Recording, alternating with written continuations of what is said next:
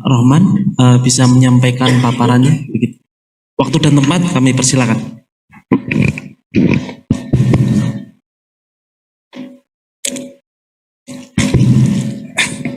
Bismillahirrahmanirrahim. Assalamualaikum warahmatullahi wabarakatuh. Selamat sore menjelang malam. Yang kami hormati Pak Direktur Sosial Budaya dan Lingkungan Pedesaan, yang kami banggakan dan kami cintai, rekan-rekan Kadis PMD baik provinsi maupun kabupaten, yang kami banggakan pula adalah para sahabat kami, para kepala desa yang sampai saat ini masih tetap semangat. Terima kasih Pak Direktur atas kesempatannya.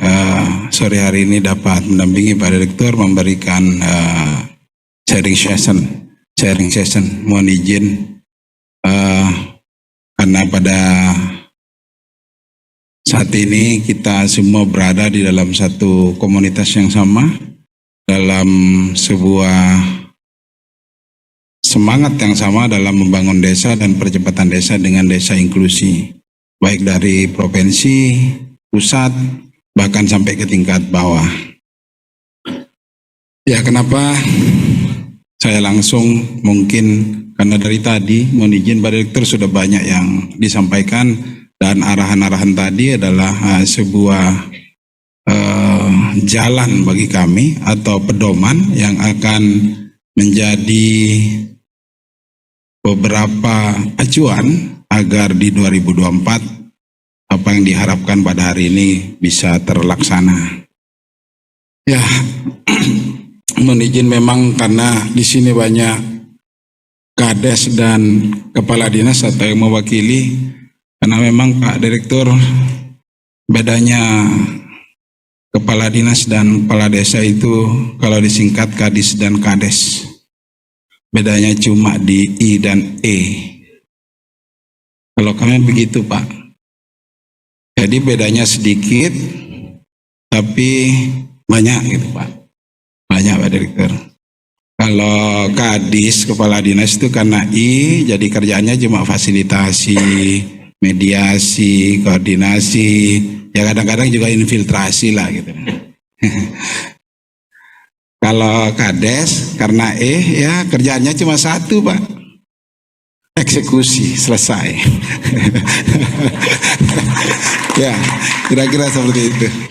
Maka next, mohon izin, ya saya tadi malam coba mengadopsi dari Gus Menteri bahwa memang akhirnya kata kunci dari pembangunan dan pemberdayaan masyarakat desa adalah di tangan kepala desa. Makanya pas saya kemarin capture-nya di tangannya beliau Pak, di tangan kepala desa katanya seperti itu. Nah, ini sangat penting sekali karena memang terkait dengan desa inklusi juga yang disampaikan oleh Gus Menteri tadi malam misalnya, bahwa tidak mudah kita untuk mengatur, menata kelola 75.000 desa sekitar itu. Oleh karena itu memang tantangannya menjadi besar. Dan perlu kita melakukan berbagai metode agar seluruh kegiatan yang saat ini sudah sukses bisa direplikasi plus modifikasi katanya beliau. Saya sedikit dapat rekamannya, jangan hanya dicontoh tapi juga dimodifikasi sesuai dengan karakteristik masing-masing wilayah atau desanya. Jadi tidak mungkin sama antara kami mungkin di NTB dengan di Papua dengan di Sumatera, karena pasti adat dan budaya kita berbeda tapi metodenya sama, mungkin polanya saja yang berbeda. Kira-kira seperti itu harapan dari Gus Menteri tadi malam, sehingga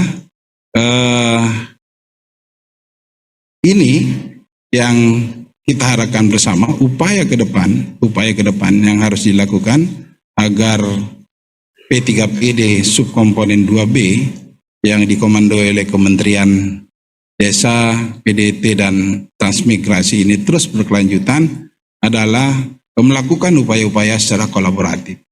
Ini yang kemudian akan kami sampaikan sedikit saja sharing, walaupun tidak banyak Pak Kadis, Pak Kades, dan Ibu Kades, sehingga paling tidak ada beberapa tadi juga kepala desa kami, kepala desa Muir Kecamatan Pelampang juga menjadi salah satu pemateri di sini yang menyampaikan beberapa contoh baik yang sudah dilakukan dengan metode desa inklusif yang sudah disampaikan pada saat MOT maupun dengan TOC ya Pak Direktur kemarin, sehingga ada yang kemudian menarik di dalam perencanaan desa yang dapat menjadi acuan bagi desa-desa lainnya. Next. Ya, mungkin ini dilanjut aja, tadi sudah disampaikan oleh Pak Direktur juga. Pada dasarnya hampir sama sebenarnya, karena ya kalau tidak sama maka tidak mungkin duduk bersama, karena ini konsepnya sama, dari pusat sampai ke daerah sama. Kira-kira seperti itu. Ya, ya dilanjut. Ya, tadi sudah disampaikan oleh Pak Direktur, pengembangan desa inklusi, kemudian ada literasi desa, maupun pusat pembelajaran masyarakat desa. Ya, next. Ya, ini sekedar gambaran. Ini sekedar gambaran. Kami mendapat dari, mohon izin Pak Direktur, dari literasi lain. Kenapa kemudian desa inklusi ini harus kita dorong terus? Keterlibatan seluruh komponen masyarakat menjadi suatu keniscayaan. Karena mungkin Pak Kades khususnya, mohon izin Pak Kades, Ibu Kades, ini mungkin sudah sangat familiar ya. Tiba-tiba muncullah program, ada namanya Desa Peduli Kesehatan, Peduli Bencana, Peduli inilah dan segala macamnya. Sampai-sampai mungkin Pak Kades, ini apa lagi ini katanya. Seperti itu. Ini apa lagi? Nah, oleh karena itu memang dengan hadirnya P3PD ya khususnya ya di subkomponen 2B ini akan memberikan sebuah tambahan pemahaman kita bahwa sebenarnya tidak ada yang berbeda antara satu program yang lainnya dengan yang satu dengan yang lainnya. Hanya kemudian kita perlu memberikan irisan-irisan program, mana yang kemudian yang bisa dilakukan secara bersamaan, mana yang bisa dilakukan secara sendiri-sendiri. Ini mungkin sudah sangat familiar lah Pak Kades, Ibu Kades, mungkin teman-teman juga kepala dinas yang tiap saat juga menjadi memfasilitasi desa, bahwa tiap surat yang ke kami untuk ke desa-desa kita selalu kemudian memberikan warna. Tapi dengan adanya desa inklusif yang memberikan ruang pada seluruh kita, memberikan pola agar seluruh masyarakat terlibat di dalam proses-proses yang ada di desa, ini kemudian bisa kita mapping, petakan, dan bisa menjadi bagian inklusivitas dari pemerintah desa yang ada di desa kita masing-masing. Ya, next, ini hanya gambaran saja. Ya, kami langsung masuk aja sedikit, mohon izin ke gambaran kami di Sumbawa. Ya, next. Ya, oke, ini kabupaten kami di Sumbawa, Bapak Ibu sekalian. Kadang-kadang sering terlewat karena agak kurang familiar. Kadang-kadang Sumbawa ini kadang-kadang dianggap Sumba, Pak. Sumba. Kalau Sumba pasti ngeloncat ke timur, ke NTT, gitu loh, kejauhan lagi. Kita di Sumbawa adalah di Nusa Tenggara Barat, ada di tengah-tengah dia. Kalau dari Jakarta, kalau penerbangan sampai Sumbawa sekitar 2,5 jam. 2,5 jam transit di Lombok atau di Bali, kemudian ke Mataram. Dari Mataram bisa juga naik langsung pesawat ke Sumbawa, atau bisa pakai darat 6 jam dari Lombok. Kira-kira seperti itu gambaran daerah kami yang ini kekeringan panjang, masih belum ada hujan yang terus menerus. Hari ini juga hujannya masih sekali kalau tidak salah kemarin infonya, sehingga saya masuk ruangan ini kayaknya agak kedinginan karena biasa di tempat panas. Ya Ibu, tuh teman-teman dari Lombok Utara juga datang di sini. Ya, artinya memang kondisi hari ini, kenapa tadi disampaikan oleh Pak Direktur bahwa ini harus berkelanjutan karena paling tidak program perencanaan yang dihadirkan beberapa waktu yang lalu, misalnya Pak Direktur, ini sudah menekankan kepada perencanaan desa yang berbasis kepada resiko bencana. Resiko bencana. Maka ketika berbicara resiko bencana, desa inklusi juga harus berperan di dalamnya. Cara berpikir inklusi kita harus berperan di dalamnya. Jangan sampai ketika terjadi kebencanaan, para orang tua renta kita, yang disabilitas, yang kemudian rentan anak-anak, kemudian terlewatkan dari perencanaan penanganan bencana apabila terjadi bencana yang kemungkinan bisa terjadi tiap saat. BMKG merilis bahwa musim hujan hanya akan terjadi 4 bulan katanya. Mudah-mudahan enggak seperti itu.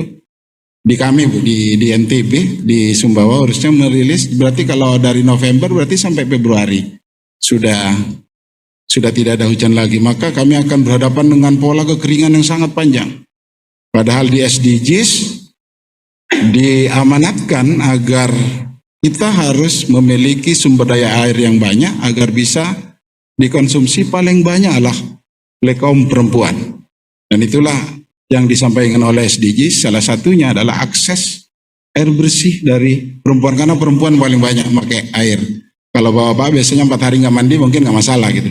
Tapi kalau ibu-ibu, apalagi dengan kondisi-kondisi bulanan, kemudian nifas dan sebagainya, itu sangat membutuhkan air bersih yang cukup. Makanya menjadi salah satu isu-isu yang memang menjadi perhatian kita di desa. Oleh karena itu, dengan keterlibatan perempuan, keterlibatan anak-anak, keterlibatan kaum difabel, menjadikan bahwa perencanaan pembangunan yang ada di desa itu menjadi paripurna untuk kita laksanakan. Ya, next. Ya. Ini sekedar gambaran saja Bapak Ibu sekalian, karena kita di dalam melakukan program apapun bahwa tujuan akhirnya adalah kemajuan desa. Dan kemajuan desa ditandai dengan indeks desa membangun yang tiap tahun kita melakukan penilaian, input data, dan sekaligus akan mendapatkan nilai yang terakumulasi dalam sebuah kategori, apakah itu tertinggal, maju, mandiri, dan sebagainya. Dan alhamdulillah dalam beberapa tahun terakhir Sumbawa, Pak Direktur, sudah bisa hadir beberapa desa mandiri walaupun masih ada desa tertinggal. Ya, seperti yang disampaikan oleh Gus Menteri, desa tertinggal pasti salah satu yang paling banyak menjadi sorotan adalah infrastruktur. Ya, next. Ya. Nah, ini kami ditunjuk oleh kementerian kemarin, Bapak Ibu sekalian, di Sumbawa ada 4 desa, yaitu di Batu Tering, Juranalas, Marinti, dan Muir. Alhamdulillah 2 desa, Batu Tering dan Muir, sudah melakukan berbagai program yang memang digariskan atau sesuai panduan dan pedoman yang disampaikan oleh kementerian, sehingga ada beberapa polarisasi yang muncul di desa, walaupun sudah sama-sama mandiri, kecuali desa Marinti ya, yang masih hari ini masih maju, dan insya Allah tahun depan kita akan usahakan menjadi mandiri.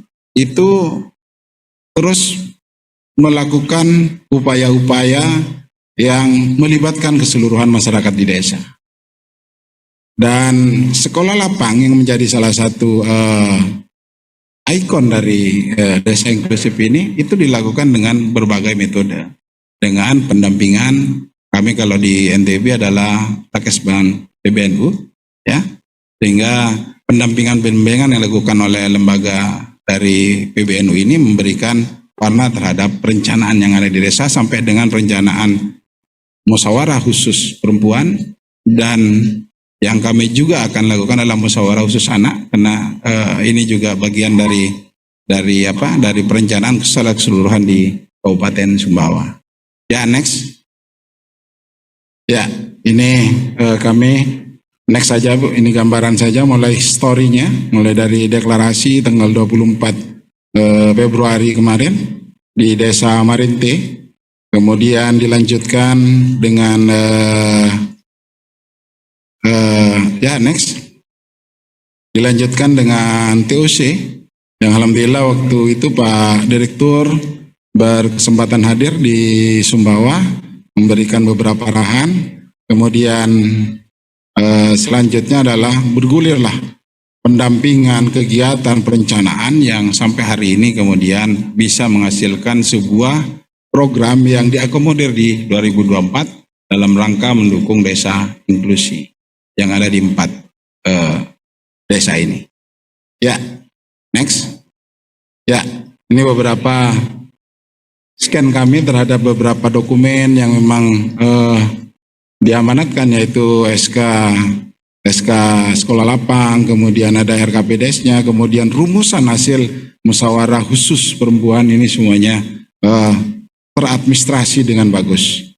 Dan ini yang menjadi salah satu yang dapat kami sampaikan nanti ke desa lainnya untuk dilakukan replikasi dengan metode-metode yang mungkin berbeda dengan nafas-nafas dan tema-tema yang berbeda.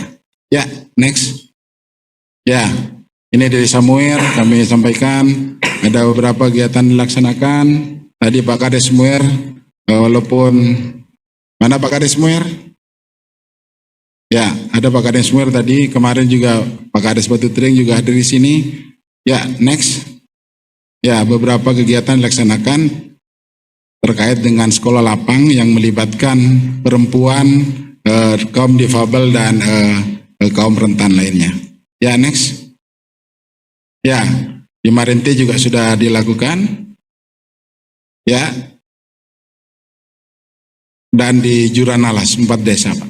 4 desa Bapak Ibu sekalian terus bergulir dan menghasilkan perencanaan untuk 2024 Pak Direktur, sehingga keberlanjutan dari program ini khususnya di desa dampingan ini akan terus kita upayakan. Dan di tahun berikutnya, ya next, ya lanjut, ya itu salah satunya Pak Direktur adalah mengupayakan, karena seperti disampaikan oleh Bapak tadi, dengan kondisi kami di wilayah tengah timur dengan sinyal yang masih belum merata, akhirnya baru beberapa desa yang kemudian membuat MOU dengan Dukcapil untuk pelayanan admin Duk secara online. Dan ini akan mempermudah sebenarnya dalam rangka pelayanan-pelayanan kemasyarakatan, karena memang salah satu kunci dari misalnya dari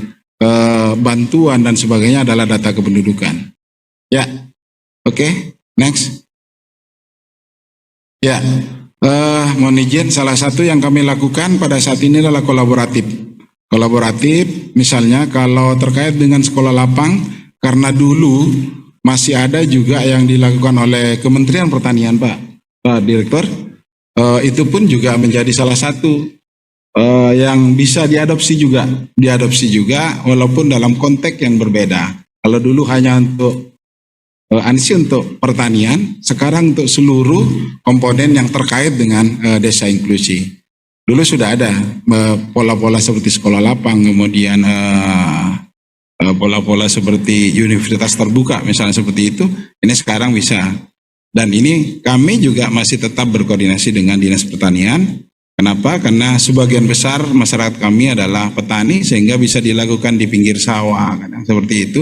Walaupun tadi tidak muncul dalam visualisasi, tapi pola-pola itu masih tetap kami lakukan dimanapun kami bisa bertemu dengan masyarakat yang dengan kategori masing-masing. Ya, kemudian juga termasuk juga pojok baca selain menambah literasi juga kami bekerjasama dengan mengajak PMD, kami Dinas PMD mengajak Dinas Perpustakaan juga untuk turun juga mendampingi desa inklusi ini. Kemudian termasuk literasi digital. Literasi digital ini adalah mengajak teman-teman dari Dinas Kominfo karena ini berbasis kepada penguatan. Kemudian yang terakhir ada strategi kolaboratif kami tadi disampaikan juga adalah pendidikan karakter. Kami sudah memiliki peraturan bupati tentang pendidikan karakter yang kemudian bisa mengkolaborasikan antara desa dengan sekolah. Desa dengan sekolah. Kalau selama ini kita menganggap bahwa sekolah itu adalah milik dunia pendidikan, tapi hari ini desa juga harus merasa memiliki sekolah sebagai tumbuhnya karakter, dan sekolah juga harus memiliki terhadap desa yang ada di luar, di dalam wilayah desanya, sekolah yang ada di dalam desanya. Kira-kira seperti itu yang kami lakukan di Pemda Sumbawa. Kemudian next, ya, yang terakhir, tadi sudah disampaikan oleh Pak Direktur, dan kami akan tindak lanjuti Pak Direktur, mungkin agak selaras tadi yang disampaikan. Jadi hari ini kami mulai dari bersama pendamping, tim pendamping profesional dari mulai September sudah melakukan rencana rapat-rapat rencana untuk RKB 2024. Dengan adanya kemudian terbitnya Permendes 7 2023 tentang prioritas penggunaan desa 2024 maupun Permendagri 15, ini pun akan menjadi salah satu yang akan kami cantumkan di dalam peraturan bupati untuk keberlanjutan desa inklusif maupun replikasi di daerah lainnya, di desa lainnya. Karena memang secara substansif apa yang dilakukan selama ini sebenarnya sudah mengarah kepada pola-pola dan metode desa inklusi. Dan yang kami lakukan berikutnya, yang sudah kami lakukan optimalisasi dan kolaborasi dengan instansi terkait, baik pusat, daerah, dan instansi lainnya dan lembaga-lembaga yang ada di kabupaten. Dan ini juga kami akan buatkan dalam bentuk regulasi. Yang terakhir, seperti penekanan Gus Menteri tadi malam, adalah masalah data, Bapak Ibu sekalian. Ini yang masih juga menjadi PR besar bagi kami di desa, sehingga masih menjadi kerancuan dan temuan-temuan di lapangan, Pak Direktur. Terhadap kegiatan-kegiatan ini, apabila kemudian tidak sesuai datanya kemudian tidak memenuhi kriteria antara program satu dengan yang lainnya, ini menjadi sangat riskan bagi kami di desa. Oleh karena itu, kami sangat berharap Kementerian Desa kemudian bisa mengelaborasi kami agar keseluruhan kementerian yang kemudian memiliki program sampai ke desa itu menggunakan data yang bersumber dari desa. Jangan kemudian kadang-kadang P3KE datanya dari pusat, kita mengelaborasinya agak lama sehingga agak kurang akseleratif dalam pencapaian tujuan program yang ada di desa. Ya, kira-kira seperti itu yang upaya kita dalam rangka mendukung dan menyukseskan desa inklusif P3PD subkomponen 2B ini, serta bagaimana keberlanjutannya di tahun-tahun berikutnya. Kira-kira seperti itu yang dapat kami sampaikan. Ya, terima kasih. Nanti kita bisa diskusikan ini sebagai sharing session, masukan dan berbagai pendapat bisa jadikan bahan untuk kita perbaikan dan keberlanjutan desa inklusif. Terima kasih Pak Direktur, terima kasih semuanya. Wabillahi taufiq wal hidayah. Assalamualaikum warahmatullahi wabarakatuh. Waalaikumsalam warahmatullahi wabarakatuh.